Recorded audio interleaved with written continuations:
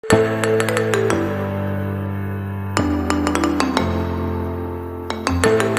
Viewers, నమస్కారం. Welcome to law desk channel. మానవత్వం అంటే ప్రేమ, సానుభూతి, సహాయ సహకారాలు కలిగిన జీవన విధానం. మానవ జాతిని విశిష్టంగా నిలిపేటువంటి గుణం మానవత్వం. మానవత్వం ఉన్న వ్యక్తి తనను తాను మాత్రమే కాదు, చుట్టూ ఉన్న పరిసరాలను కూడా మంచిగా తీర్చిదిద్దుతాడు. కానీ ప్రస్తుత కాలంలో స్వార్థము, అసహనంతో కూడిన సొసైటీగా మారిపోయింది. కానీ మానవత్వాన్ని నిలబెట్టేటువంటి మనుషులు కూడా లేకపోలేదు. కుటుంబంలో మానవత్వము సభ్యుల మధ్య సహాయ సహకారాలను, పరస్పర గౌరవాన్ని పెంచేటువంటి ఒక మంచి ఆయుధం అన్నమాట. కుటుంబంలో మానవత్వం లేనప్పుడు అహంకారం ప్రబలిపోతుంది. నేనే అనే ఆలోచన ఎప్పుడు మొదలవుతుందో ఆ కుటుంబంలో అనర్థాలకు దారితీస్తుంది. ఒక కుటుంబంలో జరిగేటువంటి అఘాయిత్యాలు, ఒక తప్పిదాలకు వేరియస్ కారణాలు ఉంటాయి. ఆర్థిక సమస్యలు ఉండొచ్చు, మానసిక రుగ్మతలు ఉండొచ్చు, భావోద్వేగాలు ఉండొచ్చు, సామాజిక కారణాలు ఉండొచ్చు, ఏవైనా కారణాలు ఉండొచ్చు. అయితే అలాంటిది ఒక సంఘటన మేడ్చల్ జిల్లాలో జరిగింది. అదేంటో చూద్దాం.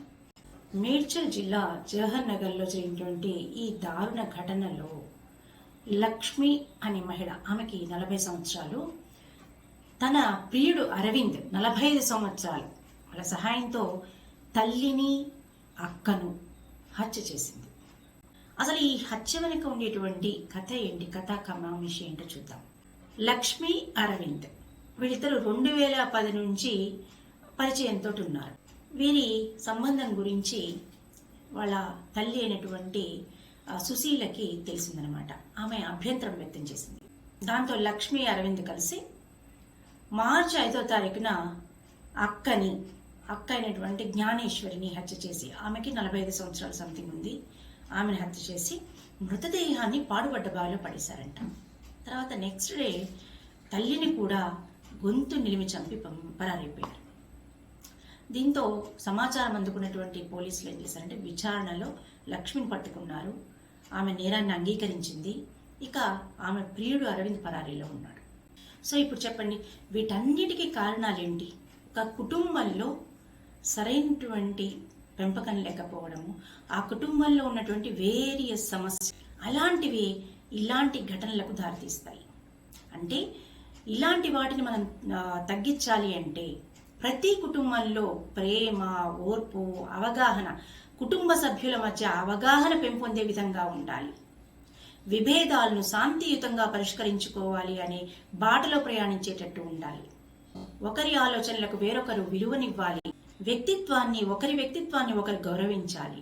అలాంటి సందర్భాల్లో మాత్రమే కుటుంబంలో ఇలాంటి కలహాలు కానీ, ఇలాంటి పరిణామాలు కానీ జరగకుండా ఉంటాయి.